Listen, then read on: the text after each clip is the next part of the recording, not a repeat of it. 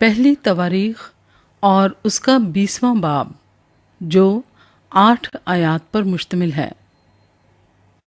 داؤد ربا پر قبضہ کرتا ہے۔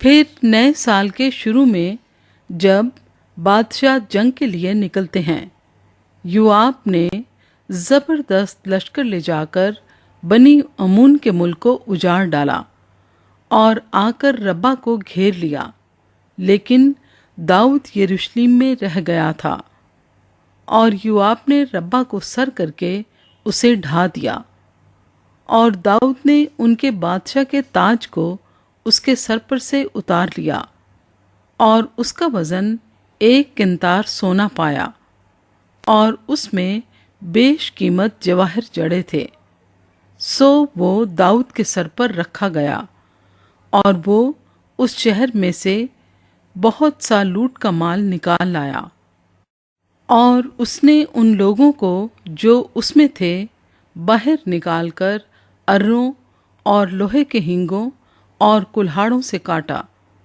اور داؤد نے بنی عمون کے سب شہروں سے ایسا ہی کیا۔ تب داؤد اور سب لوگ یروشلم کو لوٹ آئے۔ فلسطی پہلوانوں کے خلاف جنگ۔ اس کے بعد جزر میں فلسطینیوں سے جنگ ہوئی۔